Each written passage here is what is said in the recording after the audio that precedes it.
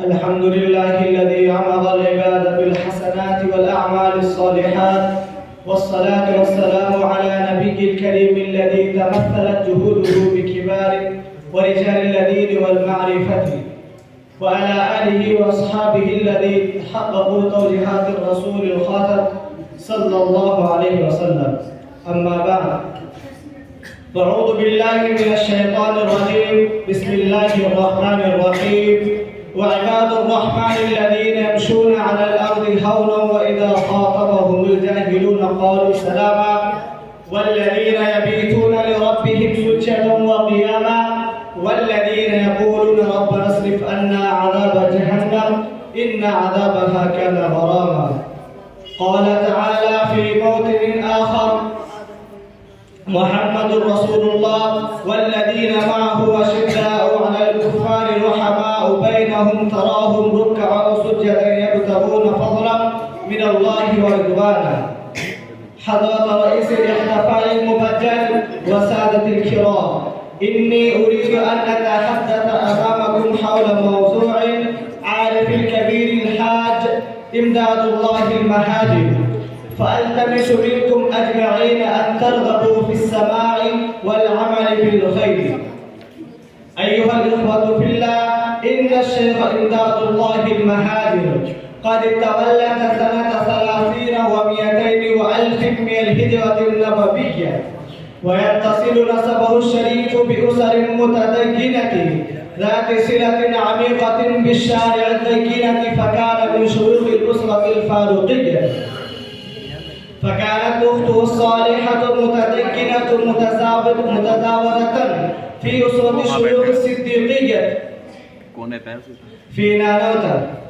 قد قام رحمه الله بتحفيظ القرآن الكريم في صباح، ثم توجه إلى حصول العلوم الإسلام الدينية.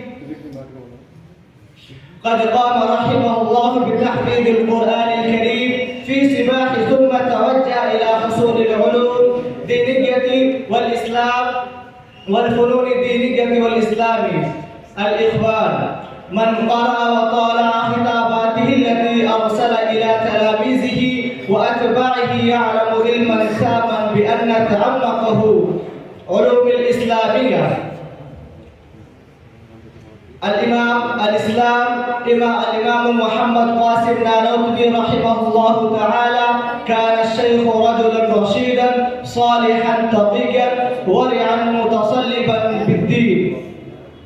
ويقول الشيخ أشرف علي كرمي رحمه الله تعالى: سألني بعض من الرجال الذي يقتلون في ضواحي سحار النفور من يوبي عن علم الشيخ إمداد الله المهاجر ومعارفه، فقلت أحببت إنه يحظى بمعاني الأشياء، أنا حصلت على الألفاظ فحسب.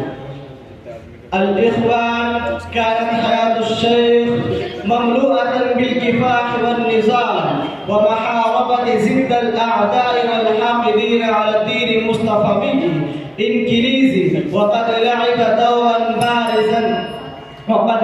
دورا بارزا في مطاردة الإنجليز من الهند حتى شهد معركة بلدة الشاملين. هذه هي المعركة التي استشهد فيها عدد كبير من الأنبياء البارزين، منهم حافظ غامر الشهيد أنزل الله تعالى عليه الشعبي رحمته في أعقاب الهزيمة في تلك المعركة بين الحق والباطل. استولى أعداء الدين إنجليز على النواحي معركة البلدة الشاملي التي أقام وقتل فيها الحاج إمداد الله المهاجر. لذلك هاجر الشيخ إلى مكة المكرمة عن طريق الهند، وقد أفسده المنية في مكة المكرمة. فإنا لله وإنا إليه راجعون. السلام عليكم ورحمة الله.